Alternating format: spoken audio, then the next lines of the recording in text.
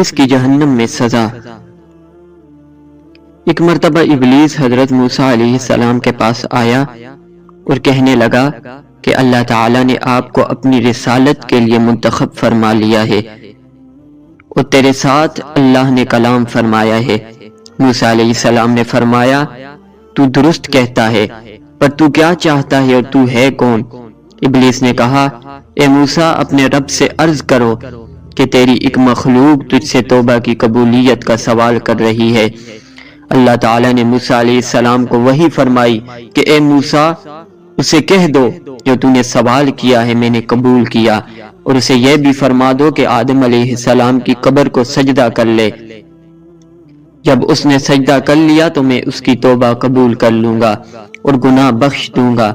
موسیٰ علیہ السلام نے اسے سب کچھ کہہ دیا تو ابلیس غصے میں آ کر تکبر کرنے لگا اور کہنے لگا، اے موسیٰ، میں نے اسے جنت میں سجدہ نہیں کیا، اب جب کہ وہ مردہ ہے تو میں کیسے سجدہ کروں؟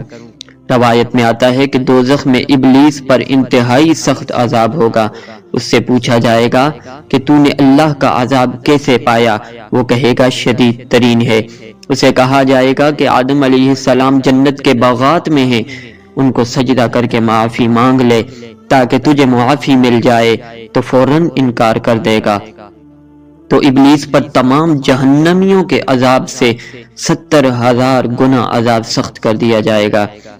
ایک اور روایت میں آتا ہے کہ اللہ تعالی ہر 1,00,000 سال کے بعد ابلیس کو دوزخ سے نکالے گا اور اس کو آدم علیہ السلام کے سامنے سجدہ کرنے کا حکم دے گا تو وہ فوراً انکار کر دے گا، پھر اسے جہنم میں ڈال دیا جائے گا۔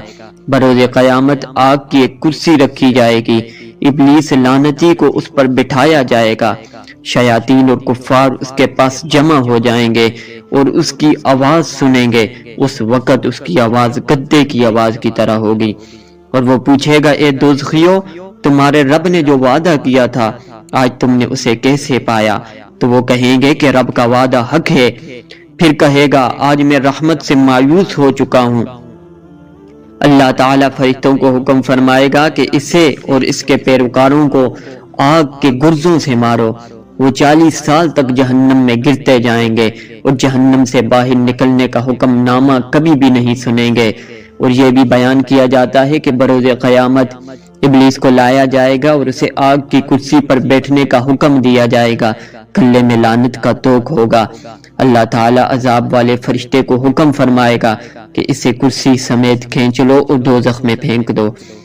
فرشتے اس کی کرسی سے چمٹ جائیں گے تاکہ اسے اٹھا کر پھینک دیں، لیکن وہ نہیں پھینک سکیں گے۔ پھر اللہ تعالیٰ جبرائیل کو 80,000 فرشتوں کی معیت میں یہ کام کرنے کا حکم دے گا تو وہ بھی نہیں کر سکیں گے۔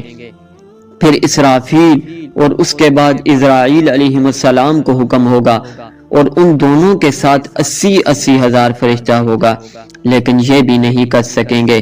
اللہ تعالیٰ ان فرشتوں کو بتائے گا، جتنے میں نے فرشتے پیدا کر رکھے ہیں اس سے 2 گنا زیادہ فرشتے بھی اگر اس کام کے لیے اکٹھے ہو جائیں گے تو اس کو منتقل نہیں کر سکیں گے، کیونکہ اس کی گردن میں لعنت کا توق پڑا ہوا ہے۔ سامعین محترم، ہم اللہ تعالیٰ سے پناہ مانگتے ہیں کہ اللہ تعالیٰ ہمیں دوزخ کے عذاب سے بچائے اور دنیا میں شیطان کے شر سے ہماری حفاظت فرمائے۔